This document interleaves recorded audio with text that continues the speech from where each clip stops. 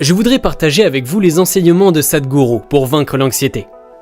Sadhguru est le fondateur et le directeur de la fondation Isha en Inde.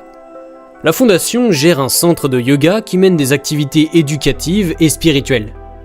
Sadhguru intervient fréquemment dans des forums internationaux où il partage ses enseignements. À la fin de cette vidéo, vous pourrez télécharger notre guide intitulé « Les 10 conseils pour dire au revoir patron » en regardant dans la description. Et si vous aimez ces enseignements, n'oubliez pas de cliquer sur le bouton j'aime et de partager ce contenu avec d'autres personnes. Si votre esprit recevait des instructions de votre part, est-ce que vous créeriez de l'anxiété? Faites cette simple sadhana, tous autant que vous êtes. Si vous ne pouvez pas faire d'autres yogas, vous pouvez au moins faire ce geste, n'est-ce pas? Vous verrez, la moitié de votre anxiété commencera à se calmer. Parce que le conflit réside essentiellement dans le fait qu'il y a 2 dimensions en vous. Si votre esprit vous donnait des instructions, est-ce que vous créeriez de l'anxiété? Non, ne cherchez donc pas de répondre ailleurs.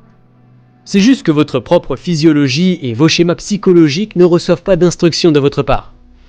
Vous avez dit tant de choses. Vous savez, quels que soient ces grands mots qui flottent partout en Californie sur comment gérer l'anxiété, en particulier sur le fait de s'y abandonner, de le laisser aller, Une telle chose n'a jamais fonctionné pour une seule personne. Jamais. Vous avez de l'anxiété. Essayez de vous en débarrasser. Est-ce qu'elle disparaît? Même une grippe, une putain de grippe ne part pas. N'entrons donc pas dans ces états fantaisistes d'abandon. Ce sont des mots que l'on lance à tout bout de champ. Personne ne sait ce qu'est l'abandon, parce que lorsqu'il se produit, vous ne savez pas qu'il s'est produit. Vous ne pouvez pas dire « je me suis rendu ». Comment est-ce possible? Donc, en laissant ces choses essentiellement, comme je l'ai dit, vous n'avez pas lu le manuel de l'utilisateur, de la façon dont cela fonctionne. Nous devons y prêter attention. Le système est fait de telle manière que si vous tenez votre main comme ceci, il fonctionnera d'une certaine manière. Si vous faites comme ceci, il fonctionnera d'une autre manière. Si vous faites comme cela, il fonctionnera d'une autre manière. C'est un processus phénoménal. S'il s'agissait d'une chose simple, nous aurions pu la façonner à coups de marteau et d'enclume. Il est trop sophistiqué, c'est une machine d'une complexité phénoménale. Il faut faire preuve d'un certain niveau d'attention pour pouvoir l'utiliser pour ce pourquoi il a été conçu, sinon il s'embrouille.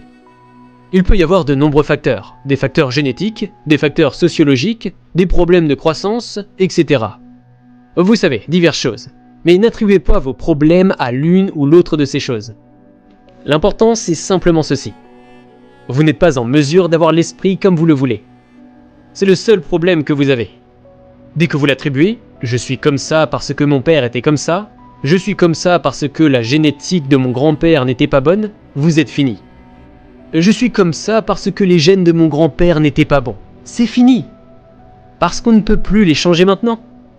Vous ne pouvez pas choisir un autre père ou un autre grand-père maintenant. C'est fini. Mais vous pouvez transformer cela. Vous pouvez comprendre que peu importe que vous souffriez de troubles anxieux, si vous mettez un morceau de carotte, il y a une intelligence qui peut transformer une carotte en un être humain. Cela signifie que chaque jour, un nouveau corps est fabriqué en vous. En fait, un nouvel être humain est fabriqué chaque jour.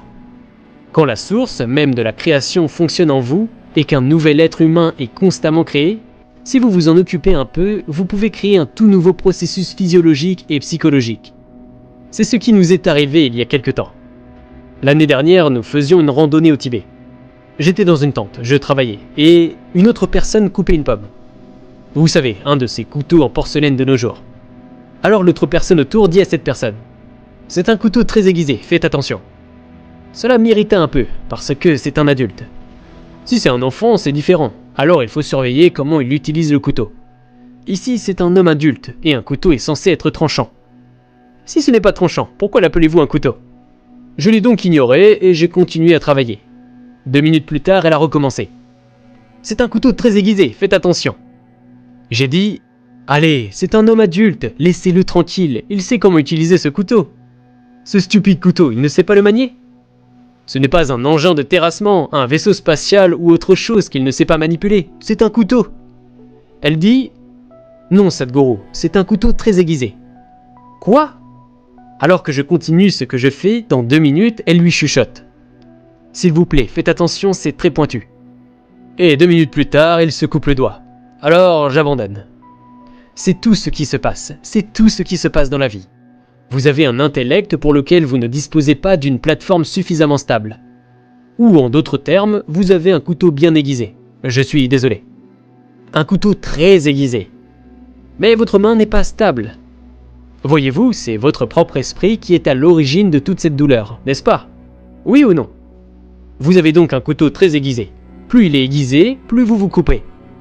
Il n'est donc pas nécessaire d'émousser le couteau, il suffit d'avoir la main sûre. Rien n'a été fait à ce sujet. Les gens essaient d'émousser le couteau avec tous ces sédatifs et ces absurdités. Ce que vous prenez, c'est pour émousser le couteau. Émousser le couteau n'est pas la solution, car si vous réduisez les possibilités de ce que vous êtes, tout ira bien. Si nous vous enlevons la moitié de votre cerveau, vous serez en paix. Parce qu'il faut du cerveau pour provoquer l'anxiété. Si nous enlevons vraiment la moitié de votre cerveau, vous serez tout à fait paisible, et peut-être même heureux. Si rien ne vous dérange, vous irez bien, d'accord? Mais ce n'est pas ce que nous recherchons. Ce qu'un être humain recherche, c'est à devenir illimité d'une certaine manière. Et si cela doit se produire, vous devez créer une plateforme stable. Il n'est pas nécessaire d'enlever le couteau ni de l'émousser. La seule chose est que la main qui utilise le couteau doit être stabilisée. Il n'y a pas de processus à faire. Ce que signifie l'ingénierie intérieure, ce que signifie le yoga, c'est tout simplement ceci. Quand je dis yoga, étant en Californie, n'imaginez pas tout de suite ces postures impossibles. Le yoga ne signifie pas les postures, le yoga signifie l'union. Le mot yoga signifie littéralement union. C'est la première forme d'union. Votre droite et votre gauche, c'est ce que l'on appelle le masculin et le féminin en vous. Mettez-les ensemble, faites cette simple sadhana, vous tous. Si vous ne pouvez pas faire d'autres yogas, vous pouvez en faire cela en lieu et place. Ce que vous faites, c'est quelque chose qui concerne votre vie. Cela peut être le soleil qui se lève. Le soleil qui se lève, sans lui, vous n'existeriez pas sur cette planète. La chaleur de la vie n'existe en vous que parce que le soleil se lève. Sans que l'arbre n'expire de l'oxygène et que vous n'exportiez pas du dioxygène de carbone en échange. Et sans que cet échange ne se produise, vous ne seriez pas en vie. Comme ça, regardez, la nourriture que vous mangez, le soleil, la terre sur laquelle vous marchez, l'air que vous respirez, l'eau que vous buvez, les gens qui vivent autour de vous, peu importe. Vous choisissez n'importe qui, faites-le. L'eau que vous buvez, les gens qui vivent autour de vous, peu importe. Vous choisissez n'importe qui, faites-le. Mettez votre droite et votre gauche parfaitement ensemble. Regardez quelque chose qui compte vraiment pour vous.